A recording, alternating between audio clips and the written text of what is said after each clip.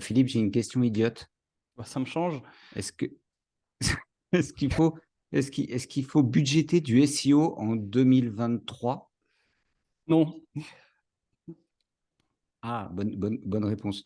Mais paraît que c'est plus la priorité, paraît que ça sert à rien, paraît qu'il faut en faire beaucoup. Je suis perdu en fait, c'est une question idiote. Je sais plus, en fait, je sais même plus comment conseiller mes clients pour le faire en fait. Cette La vraie histoire de question, SEO. c'est combien, surtout combien.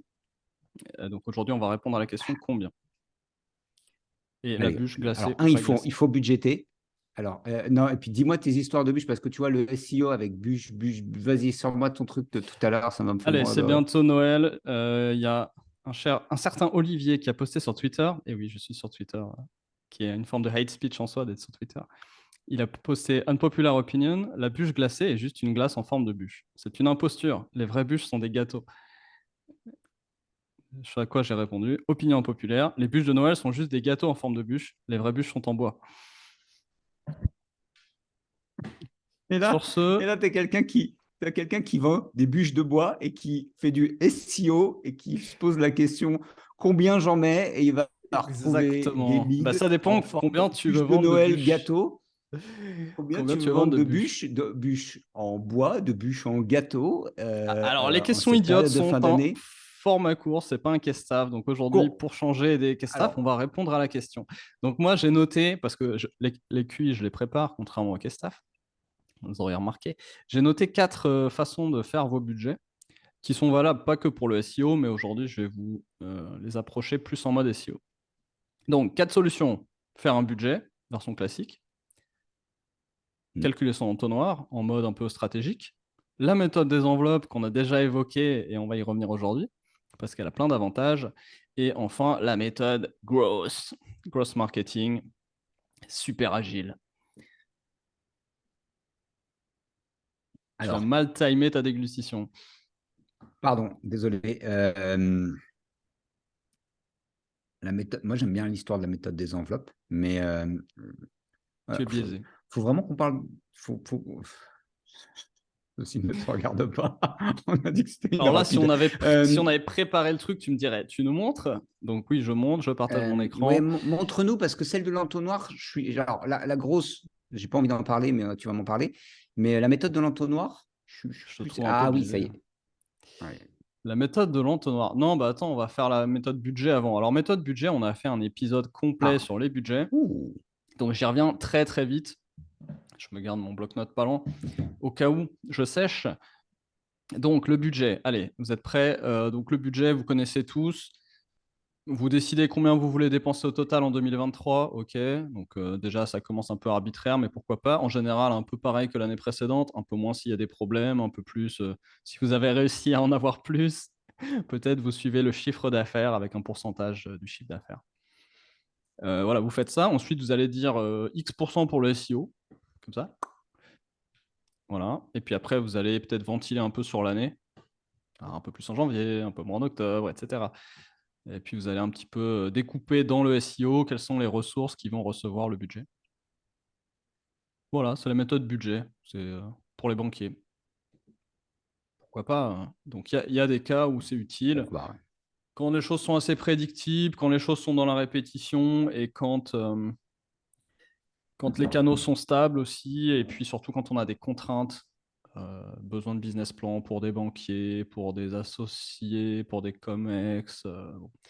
Voilà, si votre boss vous demande des budgets, vous allez peut-être devoir faire un budget. Donc c'est une approche. Une autre approche peut-être un peu plus stratégique serait de partir par la fin. Donc c'est la méthode que j'ai appelée entonnoir. Donc si on sait exactement ce qu'on veut et qu'on a quand même quelques benchmarks qui permettent d'estimer ce qu'on peut attendre, je vais vous montrer. On peut commencer à se dire, OK, je veux tant, donc je fais tant. Alors, comment on fait ça? On télécharge un super template et première chose, on calcule son entonnoir. Je veux, je sais pas, 10 clients si c'est du B2B.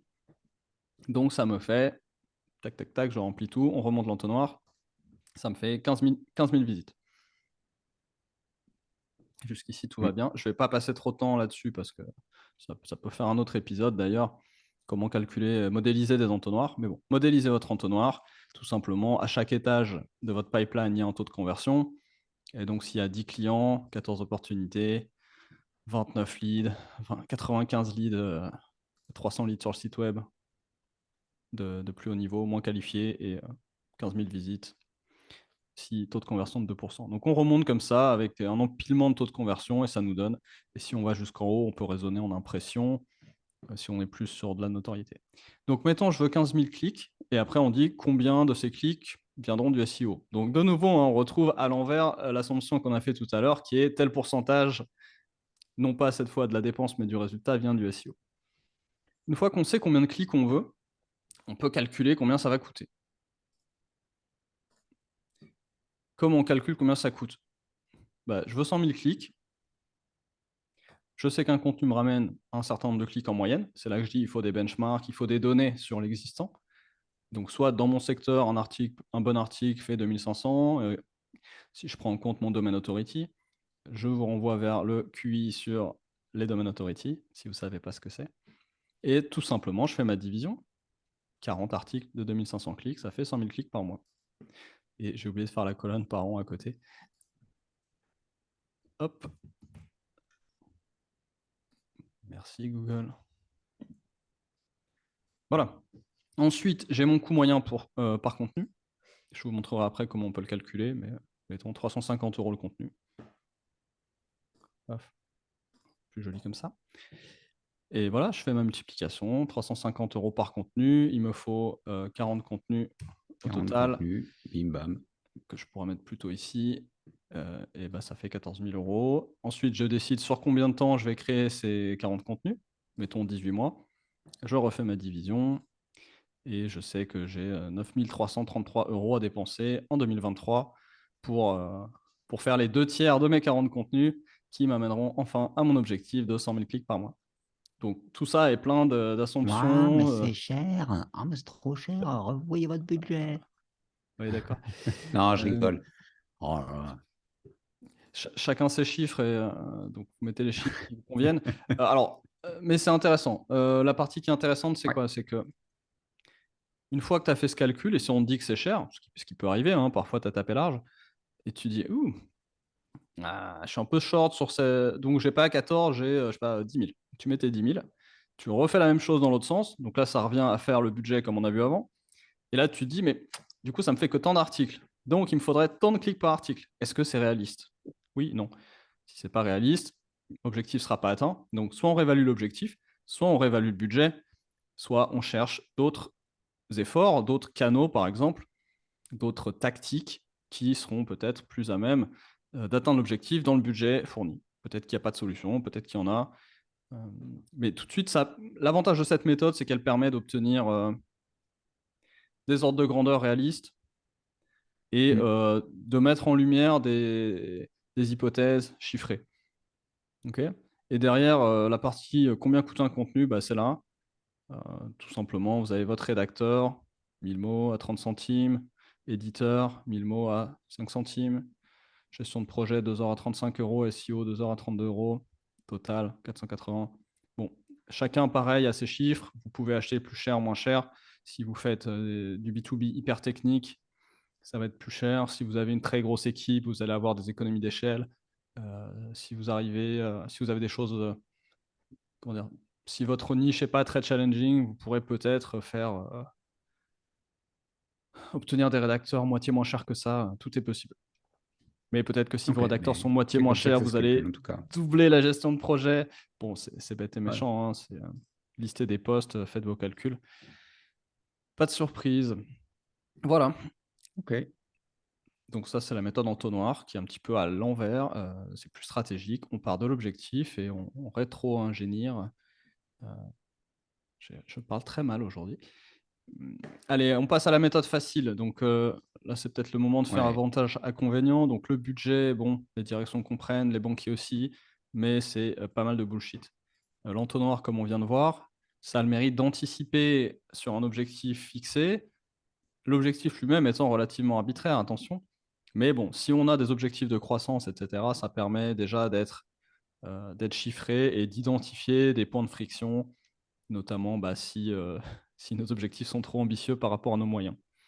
Bon, ça reste plein d'assertions et et d'hypothèses non vérifiées.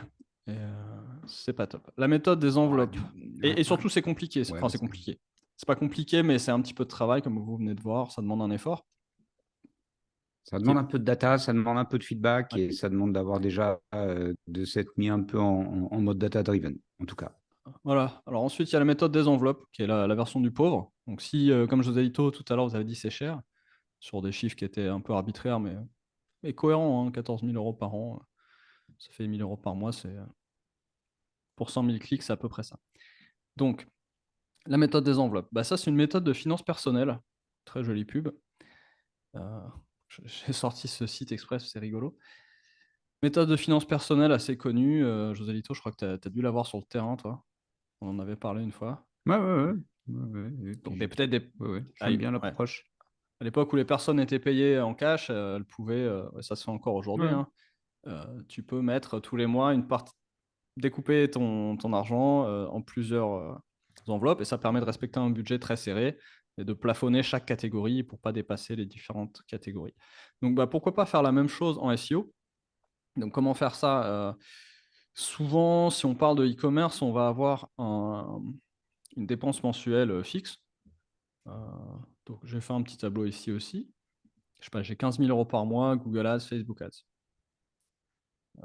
Et je me dis, bon, ok, je veux pas être prisonnier pour toujours des plateformes payantes, Google et Facebook.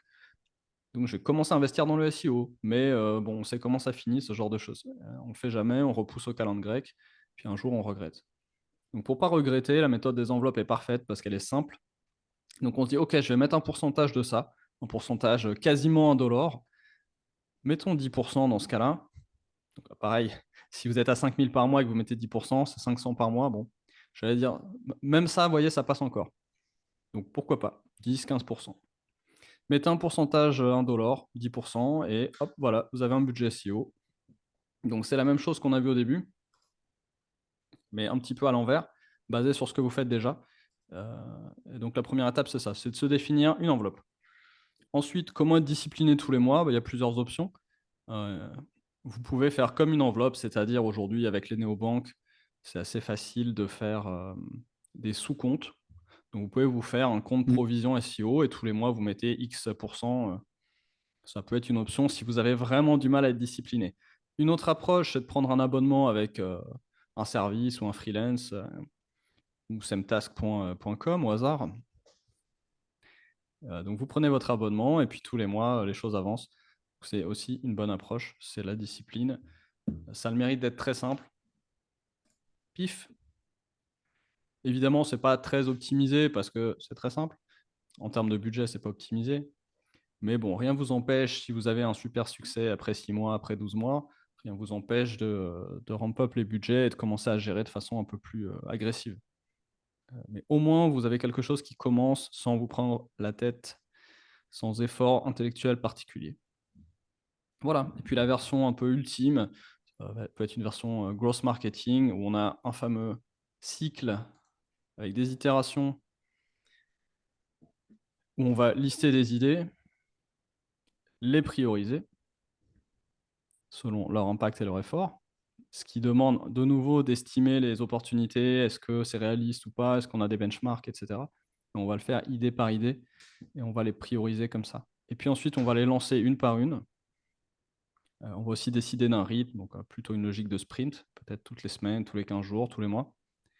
Et on va lancer des expériences complètes et on va faire l'effort après d'aller voir ce que ça a donné. Ce qui permettra d'avoir plus de chiffres pour reprioriser les autres idées, avoir des nouvelles idées. Et là, on a vraiment un cycle. Donc ça, c'est beaucoup plus optimisé. Le budget se fait pas, se fait un petit peu en continu. C'est-à-dire qu'à chaque fois qu'on va vouloir lancer quelque chose, on va se dire, OK, est-ce qu'on peut payer pour cette idée? Sinon, bah, on va en faire une autre qui coûte un peu moins cher. Et puis, quand on a formé notre conviction sur une autre idée, qu'on a déterminé qu'elle aura probablement beaucoup d'impact, peut-être qu'on va pouvoir se dire, OK, je peux payer pour ça maintenant. Vous voyez, donc c'est la fameuse méthode agile où on s'adapte en permanence et selon les nouvelles informations qu'on a pu acquérir, et délibérément, on va acquérir plus d'informations via les actions qu'on mène. Donc là, ça demande quand même un effort d'organisation, de culture et de réflexion et permanent. Donc c'est un super muscle à travailler. mais tout le monde n'est pas là prêt à faire ça tout de suite. Donc, si ce n'est pas le cas, revenez un petit peu en arrière. Faites-nous des enveloppes et puis soyez disciplinés. La discipline bat la motivation au petit déjeuner. C'est marrant, je t'écoute et j'utilise les 4. Alors, dans quel sens je les Selon les utilise? canaux? Mais en live, hein, tu couperas. Bah, alors, plus largement, mais parce que vraiment, la plupart du temps, je m'adresse quand même à des gens plutôt immatures. Donc, la première fois où ils me rencontrent, c'est la première fois où ils font un budget market. Donc, je commence toujours par fais les enveloppes et dans ton budget, prends. Voilà, tu vois, je commence par simple, fais des enveloppes. Allez, tu prends ton paquet, tu es prêt à mettre combien? Je me fous du montant. Tu es prêt à mettre combien? Tant. Ok, viens, on va le couper en 4 ou en 5 ou en ce qu'on veut Ça, c'est le faire. premier. C'est Une plus fois le que j'ai fait premier. ça, ouais, alors je commence par les enveloppes et c'est un bon niveau de conversation. Bon, allez, à la grosse, tu es prêt à mettre combien? Et là, tu as toujours un dirigeant qui a quand même suffisamment de pif à défaut de maturité marketing pour dire ouais, sérieux, je ne peux pas te lâcher de plus de 90K cette année. Ok, super. Maintenant que tu m'as dit ça, on va commencer à faire le budget. Ok, là, il comprend un peu le budget, les arbitrages, et commence à arriver à la question de ouais, mais ça, pourquoi tu mets tant là-dedans? Pourquoi tu mets tant là-dedans? Ok, alors viens, on va prendre l'entonnoir. On prend l'entonnoir. Ouais, mais moi, ça, j'en sais rien. Bon, bah alors tu sais quoi? On va passer en méthode agile et on va faire des petits tests. Vu que ça, tu n'as pas la réponse, là-dessus, mets un petit billet, on teste. Et après, au fur et à mesure, après, on remonte. Mais finalement, je t'écoute en live et je me dis, ah, je prends un peu des 4. Et au fil du temps, on arrive progressivement sur l'année 2 et l'année 3 à affiner, affiner, affiner. Et on lâche la méthode des enveloppes et on va de plus en plus vers du growth. Mais c'est marrant que je commence souvent par les enveloppes, en fait. C'est normal, c'est plus facile. Donc, Oui, oui. on a pratiqué hein, ensemble depuis longtemps, donc je pense que c'est devenu un petit peu intuitif. Maintenant, on voit tout de suite la maturité d'une équipe et la phase qui leur convient le mieux. On ne l'a pas dit, mais Sachant l'approche que gross marketing est multicanal, c'est-à-dire que vous pouvez faire des expériences sur tous vos canaux un par un. Vous voyez, faire mais SEO on un a, mois, regarde, SEA le mois suivant, euh, et là, vous comparez. je me souviens d'un client, on a commencé, on a parlé à faire de la pub et tout. Tout était cher, tu vois, le côté de tout était cher. Ouais, mais machin. Bon, bah, fais une enveloppe. Ouais, je veux bien mettre 100 balles. Aujourd'hui, il doit avoir, allez, 250 balles qui tournent tous les mois, il s'en souvient même plus. Et là, tu arrives au moment où tu lui dis, bon, dans ton budget, là, 2023, ok, bon, de toute façon, qu'est-ce que tu as déjà d'existant? Ah, bah tiens, c'est vrai que j'ai ça, ça, ça qui tourne. Bon, ça tourne. Maintenant, on peut peut-être l'optimiser un petit peu. Et tu vois, c'est toujours la même chose de cette conversation qui part de c'est trop cher. Je sais, c'est trop cher parce que je ne sais pas. Exact. Et Et, et, alors, pour le c'est trop cher, j'aime bien retourner quand même vers l'entonnoir parce qu'il faut arrêter d'avoir des ambitions si on ne peut pas les financer. Donc c'est bien de retourner à cette approche d'entonnoir pour se donner les ordres de grandeur. Donc ça, c'est quand même important comme approche quand on a le réflexe de moi, c'est ça va trop être cher, c'est trop cher. l'entonnoir, franchement. Ouais, franchement, systématiquement, hein, l'entonnoir, c'est la très bonne approche. Euh, Et au et passage, c'est l'enveloppe, pas je l'utilise pour la ouais. stratégie, en fait. À chaque fois que je dis, bon, et la strat? Ouais, mais José Lito, la strat. Bon, tu sais quoi? Non, mais c'est très Mets bien. 2% là-dessus C'est ça. et ça C'est comme suffit. la formation. Tu dis, je veux me former tous les ans, tu te mets 1% pour la formation, tu vois, c'est ce genre de choses. Les choses où on se dit, ouais, c'est important, mais c'est pas urgent, ces choses-là, il faut leur mettre Ouais. les taxes aussi. Et je rebondis, tu disais 200 € tout à l'heure, après tu balances 90K à la 14, bon. Et c'est pas une blague, on a vraiment des clients de zéro, vraiment zéro, quoi, des gens qui Oui. démarrent, et des clients, bah tiens, maintenant on a un client qui doit faire 2 milliards à l'échelle du groupe. Donc, on a vraiment le Mais c'est grand ça. écart absolu entre tous les clients, et pourtant on retrouve souvent des problématiques communes en fait. Donc la condition humaine est extrêmement bien répartie, quelle que soit votre taille. Surtout que c'est la saison, Philippe, hein. Donc, la C'est la conversation des saison, ouais. budgets démarre systématiquement début novembre, se clôture à l'arrache le 23 décembre quand même. On est le Puis, combien? tout le Voilà. monde oublie complètement le truc pour revenir sortir du bois à la mi-janvier après avoir bien décuvé. Et là, contre toute attente, il y en a toujours un dans le groupe qui sort le budget de mais on n'avait pas fait un truc début décembre. Ah bah si. Ah ouais, j'ai encore un peu Il est mal à où? la tête, mais je me souviens. Il est où? Voilà. En général, ils Et là, l'ont on se lance. téléchargé sur jico.co. On mettra le lien en dessous. Donc, téléchargez les templates budget qui ont eu beaucoup de succès en cette période de budget. Et Et puis faites challenger également, vos budgets, en les loulous. bonus, la Ouais, modeling. venez. Franchement, prenez un call, etc. Prenez un collègue Venez Joséito. challenger les budgets. Ouais, franchement, ouais, je suis le dernier à vous vendre un truc, donc j'ai rien à vous vendre en vrai. Euh, Moi, j'ai plein de choses à vous vendre. juste, ouais, mais ben voilà, c'est pour ça, le good cop, bad cop. Parce que en fait, c'est souvent, Philippe, une discussion qui est qu'on ne veut pas raccrocher à de la stratégie, qu'on n'estime pas être légitime, tu vois, en se disant ça n'a rien à voir. Et Et c'est de la pure stratégie. Où vont les ressources? Et c'est pour ça qu'on dit une startup n'a pas de stratégie, c'est qu'elle n'a pas de ressources. Philippe, moi j'ai vu sortir des gens me dire j'ai pas une thune pour le marketing et 6 mois après, ils te sortent 100 cas de tu sais pas d'où d'abord. Tu te demandes s'ils n'avaient pas ça dans le matelas ou un truc dans le genre. Tu as 100 cas qui déboulent de nulle part. What the fuck? What the fucking fuck? De ça sort d'où le truc? Ah, mais dans une conversation, tu m'as dit un machin et le machin que tu m'as dit m'a fait penser que et je me suis souvenu que et d'un seul coup, je suis décidé à. Donc, faites votre budget marketing comme ça. Pas en mode vous allez claquer les sous pour de vrai, juste en mode utilisez Poppy. Mais franchement, comme un, Et ouais, utilisez le un fichier. Utilisez le simulateur. fichier. Voilà, le Ouais, fichier. ouais, jouez Et avec. ne le faites pas une fois par an, c'est-à-dire maintenant, comme ça dépend de votre exercice, comme toujours, mais le faites pas maintenant pour l'oublier pendant un an. Revenez dessus tous les mois et essayez de comparer ce qui était prévu, ce qui a été fait, qu'est-ce que vous avez appris de nouveau, et mettez à jour en fonction de ce que vous avez appris. Parce qu'on a dit là, il y a Ouais. plein d'hypothèses dans ces entonnoirs et dans tous ces calculs. Ces chiffres-là, vous allez les rendre réels petit à petit. Vous allez apprendre les vrais chiffres. Donc, au fur et à mesure que vous acquérez, que vous récupérez les vrais chiffres, euh, mettez-les dans vos matrices, c'est quand même des calculs très simples, hein, et en plus, c'est tout prêt.